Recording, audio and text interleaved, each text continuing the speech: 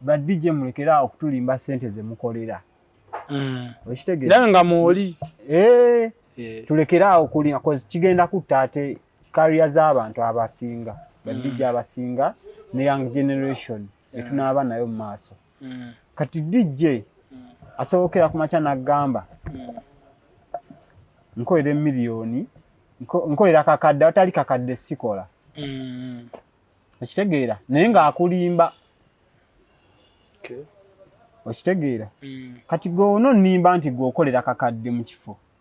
nga ndaba like you know osobola kuba nga onsingako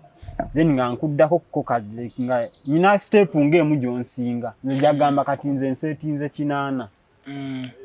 ate nga n'ekinaana sinatuuka level yakyo. Oli wasatu kwa ndi wasatu oba 2 kati host ajja kunkubira essimu angambe ono nkuteeke ku night onookola. Of course nja mugamba sente z'okola ki ze wanzimba mindset yange. Okitegeera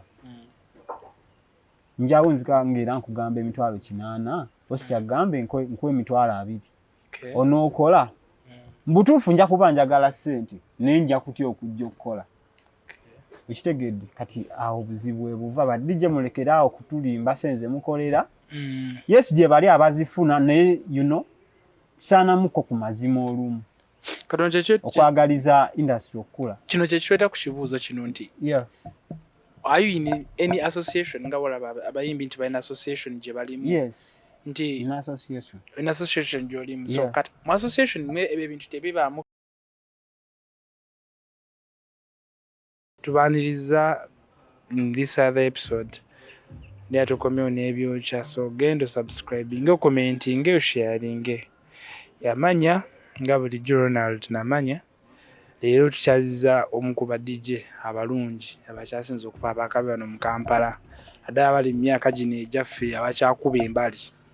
ye DJ Kayo Beats yinji atuyanjulire sebo tukwaniriza sebo sanso kusanga mukama amanya DJ Kayo Beats aka the beat controller akotokera biranga beat controller man tukawulidde fenna so mugemu munoonyeko buli kyakola babo kyaba postinze izo mixes TikTok kyona kyabakoze mugemu kinoonyeko nga bemugane munoonya zino video ne muziraba ate muwagiriko naye bamutimbi awantu wonna awalala and support bamabaala ne ba birthday so muita bambaga bina nakusana supporting when skill ye jaina so kakati watutukira waneno kati ffe twagala kumanya ngozo ready kati ffe abantu abamu wale omuntu omupya nga yakagula essimu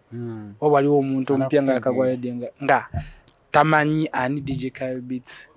so tuyanjulire tumanye tutuuka tutya kubanga buno budde tulina DJ Kayo Beats. DJ Kayo Beats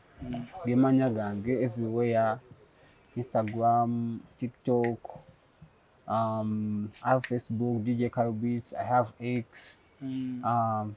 By the way, National XFM every Monday night. Mugemu jiwulirize nga. Then Sunday, inako 2 hours. Like I play classics, you know. Nyimbe zituzayo myaka emikadde, you know. Je baita naliwa. Walirudda wa, I think that's the word. Okay. Nenga abalabi ba Brown Skin Events ku YouTube. Big up Chakabi. Mwebale kutwagala, mwebale kutuzamanyi everywhere. So kale katutandikire wano. Tujja tutyo kubanga kubuno obudde tulina DJ Kayo Beats. Gwani utandikira wa oba inspiration wajijja kwani? Inspiration. Being a DJ kintu chiwanvu cause DJing is a long time career. Nenga kitandika nakukyagala. Like you need to first love what you're doing, then nokiteeka mu actions. Kibaita passion mu Luzungu. Passion. Okay. So koyagala kyogenda okola omale okidelivering nga wonna okola si. Wena kidelivering. Yes. Okay. So ntandika era buli DJ na yenna atandika nakwagala music. Because nayagalanga nnyo music, njagala nnyo cause ngambera nnyo ku radio ngampuza nnyo radio ngampuza DJ za ngampuza mix za ba DJ banji omwe muli bene ba DJ abaluddeko nga tebagala kuvaako nakyo bino kyogerako kubanga kati ffe ba DJ betwawuliriza okuvedda nga tukyali baana nga ne kakati bakyali balemeddewo banaye kino kino kyogerako kubanga president ali myaka 4 atuzadde mulembe gwe n'amatango bafudde nga tukyali mulembe basajja baleke bashayininge kubanga kati ffe bwe tubanga kati waliwo DJ omutali yasoma oba DJ ate bw'anajja n'akusanga ate yakolewa okitegeera so kati ne ba DJ si mukisa kati tetusaa kubeera mu ggwanga nga we crying because crying of unemployment naye nga ate tulina abantu abamaze mu kifo kimu emyaka 25 katudde wali kati otuuka otya kati nga bwe nkugambye nti nalinga njaganya music so katooke omenze embeera katooke mpulirayo size side zeyo ngoyise iteekawo empe katooke mukwano gwange baali bamwita action kati gyali alina sound bamwita Robert yalina library nga tupikingangawo music kati nga ayinawo laptop musanga ali awo mixinga virtual DJ kavacho nange nakakubako okamanyi ka 7 ka 8 yange ngumanya kwa kateka nemo kumapinga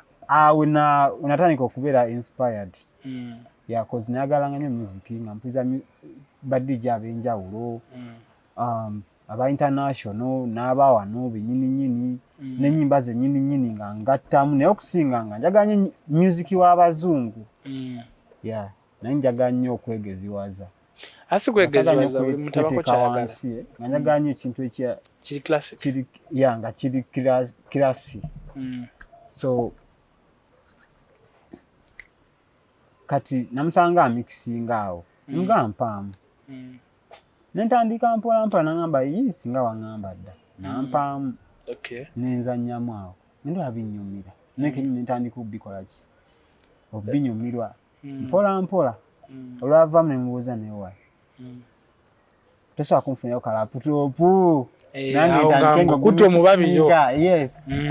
nali siina sente nga naye golina sente za laputopu era nga obimanyi ebyokweyiya tolina na smartphone oli mukulamuza laputopu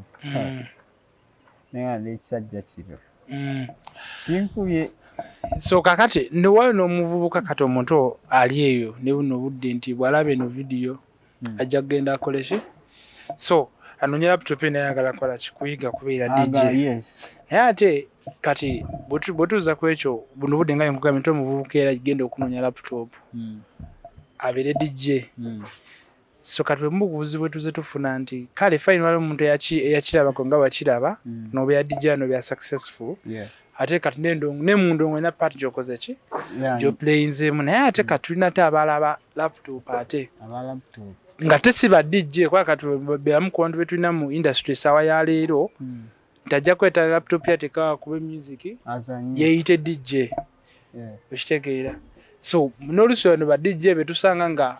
bebamu ku bantu abakyasinza okussa sente za DJ bazibadde bakolera okitegeera so kati nakyo kina effect nti bwe tujja ne tulaba ba DJ onaona nga bazitunyumiza wajje bavudde abasinga kale bava mu library abasinga so naye ate tetukyagala ate kati sawa yayo ate tuddemu tufune ba DJ nga yajja kujja tekera obuteesi laptop yakube music all in the name of yeeyita DJ because being a DJ kintu kiri wide osobola okubeera oli asobola okugamba nti DJ ninga hobby ye nga abasinga wetubeera nti osooka hobby then nogenda ng'okyongerako ng'okibrandinga okyongeremu okifunemu sente because tolina kintu kyogenda teekamu sente nga tosuubira kifunamu kyo kituufu kakati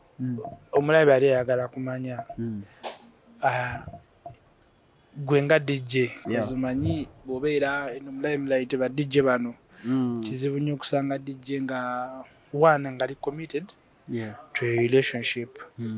basinga okuba akola by'okuba music wali buli muntu akwanikira omukono abawala abasinga kati in fact ba DJ abasinga luva mu baala vamu na muwala so kati briefly so tuliseemu kaabo kati gosodo kimanaging otyanga DJ because it is one of the things maybe ebintu ebisinga okutta careers z'abantu nti bw'obeera DJ n'ogenda mu baala bw'ogenza mba n'ofuna omukazi n'omuzaala muso kitegeeza your attention ojja giteeka nnyo ku ki ku baana abo oba ku bakazi so kaya bwetyo bw'ejjeefa so katule tusaba tuliseemu ko about how have you handled your relationship like all your life. Ekintu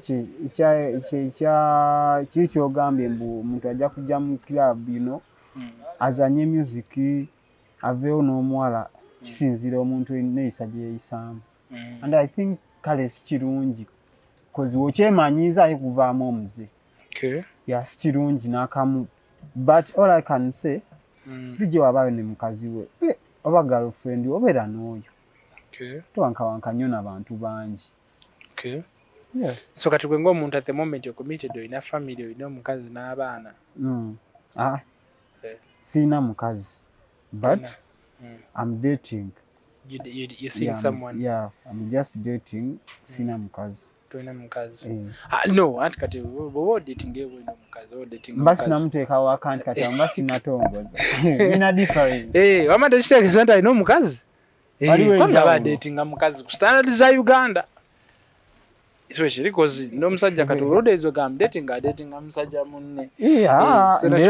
Dating. But for now, sina wasanti. I'm officially married. Okay. Yeah, so kakati talking about music industry. Yeah. Cause omanyi bifeel jogenda wawe birungi byosanga nebyokola kibyosanga. So what are the challenges? What are the challenges that is facing the community industry in Uganda because bantu abasinga n'ebintu bayitamu. In fact, wano mukuba makinga reading nga bali products eziwedde. So what are the challenges have you faced in this industry or which challenges eziriyo nti dedi jumla bwabajja ajanga akisuubira because of course ate nga buli mulimu gonna tewali mulimu utali mu bikono tewali mulimu utali mu kikono. Cause oli ajja kujja awantu olwokuba yalabye posta bakutimbyewo yakeerewo ku makyate agambe nga teyabaddeko nga teyabaddeko just kati asobola okulaba status yange oba post yange goza nnyo leero enkya ku makyakeere yalaba omugagga mugambe DJ gwe waleese ate bannaayi yekubira kalango ekyo kyo baaba simanyi ne ba DJ mu bikomye ebintu ebyo okyali wange ng'omwogera erinnya atate mwogereko atoleka waaki mwogereko kyaliwo yaani yakola ki brown skin kana akantu katememu bazoka kwetereza kumwogera linnya brown skin akantu katememu kano guy mukwano gwange by the way bamwita kuyoyi weeyo waffe kyali wange DJ akuba muwulirako mumanyi muwulira oye tomuŋŋamba mugwawa ekuba kati okukyetaana eno beefs ziri mu ba DJ bakati ready we tuli tulaba ba DJ batanso baneneŋŋana kuli ono DJ ono obuviiri ono atatera kwambala bamwita yani mpozi ono omunene ono ayogere nnyo kale kubanga kati yava mu tulaga kikyasobola okwate naddamu kwogera ennyo kitegeera so ate nga twagala kulaba. I think obuzibu bwa DJ bwe balina Ugandan DJs nganze omuntu atsoka tudwala ekya DJ kuyoyo wali eri awo ye baaba mu kikono yonna gyali yonna tewali obutayagaliza bwe bumujjudde nzannyamu oba wakavaawo ku machoke ogenda owulira yasabyewo neba host ate tomunyumiza. Okay. Yeah, so kati nkyolera ku beefs ziri mu ba DJ nga benko tukugambye waleeri nti kati waliwo DJ buno obudde. In fact abe yatimbye ki? Yatimbye batomwogedde linnya. DJ Sowibi katumwogereko ye nabe yatimbye kivulugogo. Nabirabyeko. Sowibi. Omusajja oyo mu following abantu. Ogenda tukyawa. Just like you know. Kano bensina kasalemu. DJ Sowibi ogenda tukyawa. Kintu kye wakoze wategese kivule lugogo ne kivulu kye lugogo kye wategese gwe muleke lugogo mbaga gifula kagogo nabirageka ku simu yange ne ate abayimbi abamutuze tukwakituze tubalaba ngolomba gikuba nega anedda kati because of alaba nti TikTok adda kuliko zimanye TikTok kye kintu ekikunganya buli musiru buli mwononyi byatategeera TikTok ina fake life. Yeah, so kati ye yagenza o TikTok nekola ki nemuwaga kati natulaga ndasokwaje so teka lugogo. In fact DJ Sowibi tukigeza no kikola musajja muleka shininge anti kato wo mutangira agendayo. So kati musajja muleka shininge goma nti bayito kuba lugogo kati tudde wali eri ku beef za DJ ekintu ekyo nga industry endala nga olabera n'abayimbi benyini twa industry so labera nga temuli beefs ate zino okubaawo ate kyateeka zino okubaawo kati no speak about the incident iliwo kati in fact this story icha trending njiraba Sowibi ne DJ Roger njiraba gwe nga DJ ojogerako ki sometimes ngaba DJ ekireeta ekyo like ngenda kwogera ku cause but DJ bise bisinga twagala nnyo kola ekintu kye kimu you know like but DJ asinga tebagala kola research naye ekintu kye bayita in DJ industry oyina okukola ekintu nga kikyo like nokola ekintu nga kikyo abantu ne bakyagala then batandika okubookinga naye kati onookola ekyagundi kyakola you know ngo ate agala okikole okiperfectinge nga ate naye wakikola kati beefs mweziva kati chovola bya Sowibi asala okola nga bazi n'amazina bino bityo bakola bitategeerekeka bityo okulaba nga bakola kati nayo it is also another type of content jisala okuleta yenga DJ Sowibi kati bonna bibasumba. Okay, yeah, so I think bad DJ muigo okuvumbula temukubanga kintu kimu ensonga lwaki nti like mulimu abantu abacomplaininga mu clubs obawa tiba DJ basobola okujja ne bazanya music yomu. No kati kasoke ntegere kino bazanya music akayimba okuba kalungi okuba talina nyimba kiza so kulengira abamu tebakola research because music mungi. Okay, so kati waliwo betukubira bali different. Yeah, zobo playing abantu. Yes. Okay, so okujja n'endongoyo kati wamanya nti gundi yayise wano ate gwe siwo inoyita. Okay, kitegeera kwegamba olimba lumu tolina kuplayinga mu bbaala emu mirundi ebiri kiro kimu kati abantu neobeera gwe kenyini bijja kutama. Okay, yes, naye ate kati nzanga request mulimu omugagga asobola okujja nga spenda nagamba naga nkubira kana kayimba na requestinga naye banga si request but DJ mulekera okukuba ennyimba zezimu brown skin kasalemu kana temuda mtu kuba nyimba zezimu DJ najja nazanya oluyimba kusawa 4 najja naluzanya kusawa 5 n'omulala ajja kusawa 7 najja naluzanya n'omulala asemba yaggalawo ne naluzanya bitutama. Okay, kituufu. So kati ate kiba kita DJ industry. Okay, yeah. So kati ekyo badije ndoza mukitegede bulungi. Yeah, badije muigo kola research. So techiri nti it's because mama tukubira imbero kwa buba bunyumye bakola nga olusi bate muina music kwa research amala abamu bazanyala kuba abatalina music oyo bano olusi research amala. Yeah, abamu tebakola research then nekimu bimu ku bintu byenazuulwako byenalaba is that DJ atambula nga bwali nti n'oluusi ajja tuuka ekisanga talina discs eziriko music amala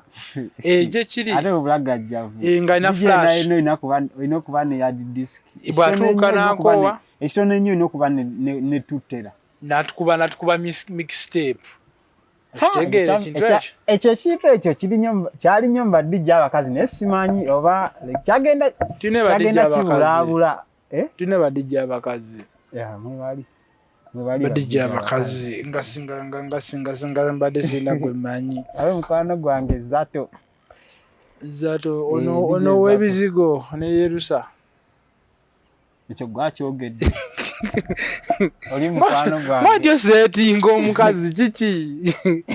anedda just njogeddeko bwogezi nti just njogeddeko bwogezi bwe mmanyi just mmanyi zato mukwano ntiwayo dijja omukazi ye Yerusa wa bizigo badijje bangi ono ensi yakalonshinga ebizigo si oyo w'ebizigo yakalonshinga wa bizigo bakwe babikurimu kale ekyo it's also a topic for another day sajja tino setting omukazi okay kale kakati kimu ku bintu byembadde njagala kubuuzaako oluvandova stata bw'okubira ba DJs nenakwe oyinza okubira DJ oli nga yakugamba $2 million naye ate ogenda okukubira DJ omulala ng'olaba bali kumpi mu madala ge gamu ng'ate yakugamba sente ntonoko so kati ekitwetera okulowooza nti abantu badijja abasinga balimba mu prices okuyisa kulimba boogera because kati gwe woba oŋŋamba nti ekintu ekyo ngenda kyogera bwe nti DJing ali beyond because DJ is a business kino ekirala but DJ newankubadde DJing is a business but DJ mulekera okutulimba sente ze mukolera okitegeera naye nga mwoli tulekera awo kulimba cause kigenda kutta ate career z'abantu abasinga but DJ abasinga ne young generation etunaaba nayo mu maaso kati DJ asobokera ku makya n'agamba nkolera $1 million nkolera kakadde atali kakadde sikola okitegeera naye ng'akulimba okitegeera kati gwono nnimba nti gwokolera kakadde mu kifo nga ndaba like osobola okuba ng'onsingako then nga nkuddako kukokazi like nga nyina step ng'emu gy'onsinga nze jagamba kati nze nseetinze 8 ate nga n'ekinaana sinatuuka level yakyo oli wa 3 oba 2 kati hosti ajja kunkubira essimu aŋŋambe ono nkuteeke ku night onookola of course nja mugamba sente z'okola ki ze wanzimba mindset yange okitegeera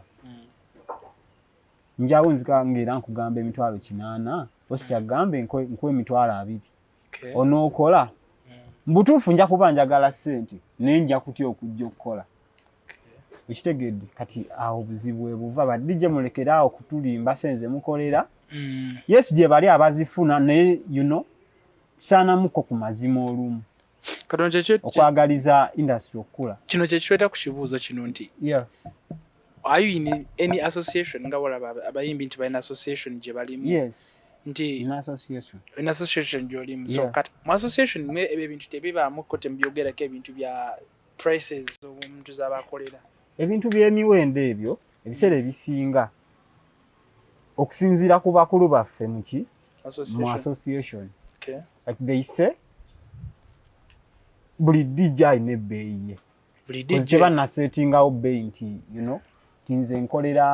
10 nti oba nkolera 5 nno nabe 10 gye bali nze njogedde bwogezi kozi buli bbeeyi kyogawe bakuwa 10 tolikwata ozisuula nti si ssente nedda nti kati eziriiko gundi bwe tunagamba nti owe10 gyali nange nkitegeera njafuna ka laptop kange wali nange nsetinga nti ndi bwa 10 oba 5 oba 2 si kyeŋŋambye ekyo so mu association ebintu mubyogerako tubyogerako naye abakulu batugamba buli DJ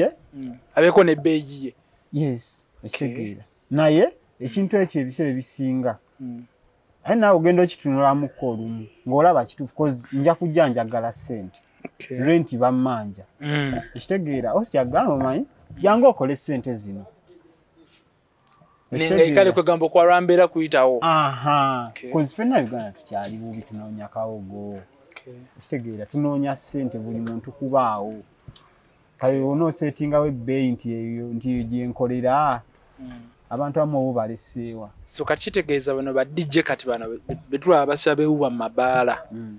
Be bano abakolera essente ntono n'ebyokunywa because before I've heard of those DJs n'abayimbi kumu abamu muyimbira byakunywa na byakulya mu mabaala. Kyekituufu. Katudde ku kiri kyetubaddeko. So kakati ono n'ekibuzo kyange kyendagadde okubuuza gwe nga ba DJ Twin Association nga bwe baddewo of recent nawulira ate abayimbi bo kimu ku bintu bye baagala okukola mbu kugula ttaka kwa banaabaziika kati mugamba mu bintu byonna mwala mu kunoonya ttaka banaabaziika. So kati gwe nga DJ mu association yammwe bonga bokale ba DJ banno cause feel jolimu bo bakuyambye ekigwe ng'omuntu or in fact bakugaseeko batya oba wali omuntu akwenda onsizeeko nagamba kati of course mwebali naye abasinga ate batumenyere kubanga n'abettima mwebali nabo bajja kira bajja kalaba tokubye nnyo sikubye nnyo nenga tegeye mazima. By the way nze nganze omuntu but DJ like I won't mention. By mentioning abafe. But DJ okujjako ogamba nti gundi namulabirako ng'azannya. Nganze omuntu okugamba nti oba namuwiza ku radio oba ku bamulaba ku TV neegomba lifestyle nze ba DJ namba esinga nze neezimbye era DJ toveeyo n'ogamba kayo muinako ettaffaali kati kitegeeza tebakuyambye nze neezimbye nzekka. Yes. So gwe tewali DJ akuleeta teri DJ yandeeta okujjako ng'omuyimbi omu bw'asaliro industry nti yayisawo abayimbi. Yes. Okujjako kiri nti yakwistaalinga omwegomba okujjako kiri nti mwegomba naye tewali DJ so katasigadde kati gwenga association y'aba DJ yo nga iyo tena bwekuyambi teina kati kitegeeza teina mugaso eguyina okuyamba ba DJ in case ofuna ekizibu they have to come out for you nga bolaba association y'abayimbi bwenzo okubeererawo oli nga asiranidde mu ggwanga eri nga munaffe twamulaba nga yes ekiri jabuzi but for now tebana kyebakuyambi. Okay. Yeah. Kale so kakati ekibuuzo kirala kye tuddako kati gwe nga DJ omu ku ba DJ abato be tulina abamaanyi wano mu ggwanga gwe nga gwe music industry ginina plan ki what a future plans yes in this industry. By the way nze ndi DJ but I'm a producer. Kati so kati ba producer na bakola music ba music those of Andre Bani Okay. Kati nze future yange mu music industry njagala kubanga olaba ba Marshmello ba Alan Walker nga mfeaturinga mu nyimba nga Slick Stewart ne Roger that thing kye bakolanga ne selected DJ Harold na mara featuringa ko kulimba Chicken Rema so kiri okay that thing kati nze ngoje konti ndi DJ nenze ndi producer aside njagala kubeera nga featuring ennyimba kola ennyimba n'abayimbi. So like I try to make a bridge nkyobula nze abayimbi ate banjagala nnyo. Nze omuyimbi yakera ku makya n'ata oluyimba n'aluntera kuki n'aluntera mu documents nansindikira link avuga emmotoka ye baaba omuyimbi akera ku makya n'ata oluyimba nansindikira link nga kimanyi njadduza nnyo. Yes, nga sirina mbwa yonna yonna. Kati bano bayimbi ki kati mubana abayimbi ki bokwatagana nabo in fact nga tetuna kutuuka ku bayimbi abo waliwo omuzee guli mu ba DJ nti DJ omuyimbi bamuleetera oluyimba oluyisaawo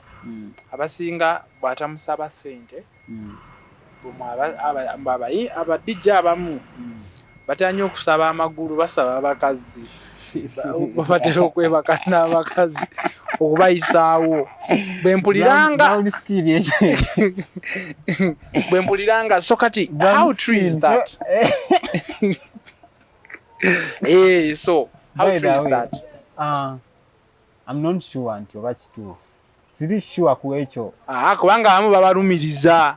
mb'oli okumuyisaawo oluyimba yasooka kumulya so kati siri sure ku ekyo brown skin oba olina goyina sooka mutuulire naye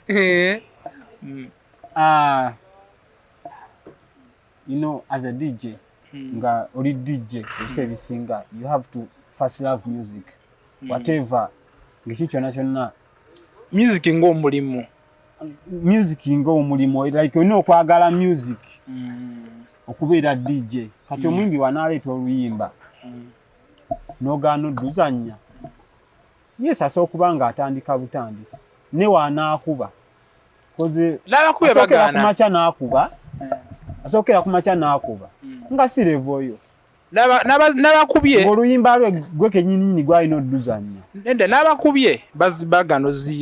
ozikuba lwaki kati ffe wanene tulina ennyimba nga gojja twenoonyeza for instance nga olaba ennyimba za puzzle olaba ennyimba za bafana nga olaba ennyimba za bagravity omutujju nti kati wewe DJ otajja kusanga kati nga oluyimba alukuba kati ng'omunyongo simanya kibuusuli simanya kisododo naye nga ate nyimba z'abayimbi abaali bakoze eki abaali bakubyeko hiti nti he's not an upcoming kati mbona alukuleetera n'ogaana odduzannya abamu as a DJ oli wakwetera oluyimba luzannya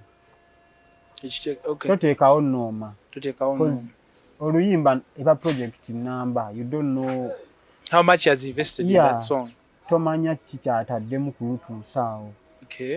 era aba DJ mulekera okuzaalawo ennyimba z'abantu mulekera n'okusaba abakazi okukuba ennyimba z'abantu bannaye kye tulina obakuutya kubanga baba nnyinaffe so ejja ekiri olaba bino ebintu byetwogerako essaawa ya leero kati gwe tokiwako nti omuyimbi yagenze mu studio yagundi okuyimba oli nasooka n'amusabako mba oluyimba balukola kiro mbiwulira buwulizi kati n'examples weeziri ffena tuzimanyi kale so kakati ekibuuzo kyange kiddako awo gwe nga DJ wali kukya nkwatagana y'aba DJ ebitebe bakuyambye association ekyo tewali so kati kitegeeza association nga aba DJ gye mulimu n'okutula mwekolemu omulimu sikulya mmere nakunywa so anti kati bwe musinkana muba mukunywa bbiya nakulya so kati kati for the next DJ agenda okujjereka association ekole ki ebenga ina kiyamuteekako either way nga ina gweyambye oba ngegenda muyamba suku associations nga zakulya ssente olwokuba babawadde ssente mu federation mulye ssente anti abasinga kati sako zigenda kubeera nnyingi because bagatuwozesa nti ziri mu kuyamba abayimbi oba ba MC creatives zonna abazikwa kugenda wa Museveni so twaga association bwebeerawo esobola okuyamba omuyimbi omuto owaleero n'omuyimbi aliwo n'omuyimbi agenda okuddako enkya so association temuyambye ng'aba DJ association ziyiga okuyamba aba DJ so kati si kubeera association ya DJ ubezi nga terina kyekolera abantu za kukwatiramu ssente kale kati ekibuuzo kyange kiddako so ekibuuzo kyange kiddako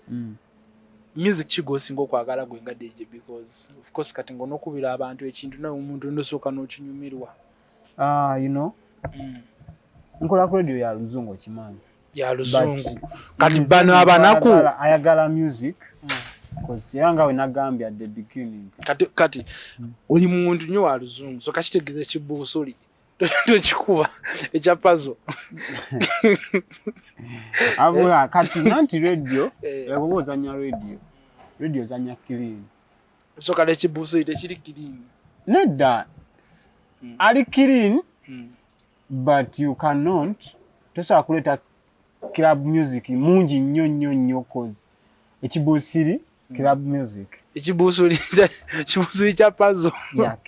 club music yeah. So kati tosobola ate kumuleeta nnyo ku radio so kakitegeeza kati radio zibaako n'abaana abato yeah. So kakitegeeza for now the music that you're playing yaba Gen Z you're not looking at bana abakadde baffe because tulina abakadde naye nga baluzungu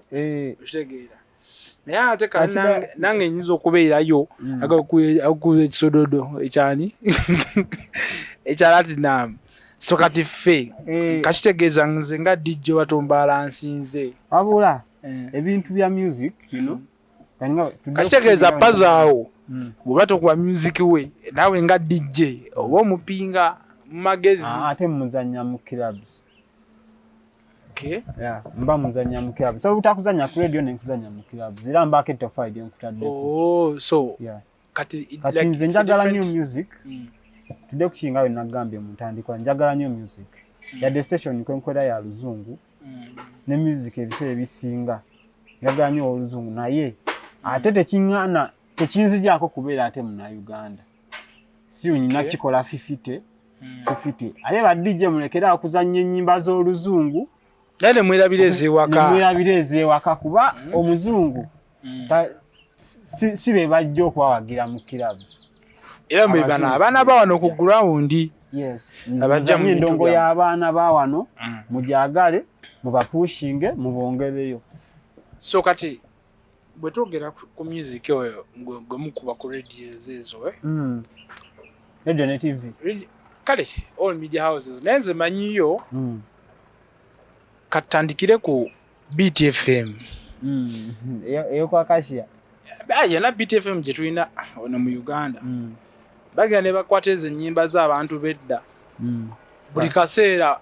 alukuba lwa dakika 13 n'ava mu bulanga n'addamu n'aku oluyimba ate lwerumu okitegeera so kati awo sina kutegeera mwe nga kino gyadagala ki kati nga DJ mixes like nga aluzanya mu mix oba nga azanya bine bya program kati simanyi buzibu wewe buva either way buli DJ oba omuntu aschedule music biba ku radio music schedule the music schedulers okay so kati gwe nga DJ at the moment nga DJ Kyle Beats okuba international music because you're working on of course but era ngatamu tekinzija kuba mu Uganda era nze shows zange bantu bazimanyi ate mugene muzinonye tulino bakutyano bageba fite ba DJ mulekera okukola ekyo tinze nzanya luzungu lokka jezita kumanyi omuzanya kululwo okitegedde kira mata kumanyi wala igno balina okuyiza balutalo zanya abantu basudde bana bamanyi yes akunyumira but si buli omuntu amukola ki so kati speaking of playing music for Ugandans kati gwe nga DJ odankwatagana kina abayimbi ba wano ku ground betweenawo nze nyina nkwatagana nene nnyo n'abayimbi twagala otumenyera omukomu nze nkwatagana yange n'abayimbi abika esinga n'eyaba DJ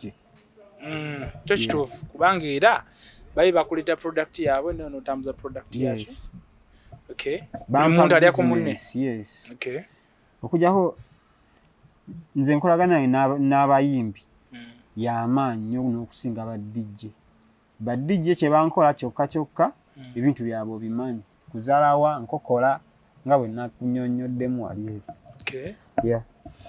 so kati bayimbi kyawo bosinga okukwatagana nabaabo nti in case noba ngwena kyoyagala akuyisizeeyo kubanga mu Uganda yakati buli muntu kaba kasimu nga nkugambye nti kati ffe wano tulinawo present omu tumanyi nti yayisa buli ki muyimbi of course kitegeera so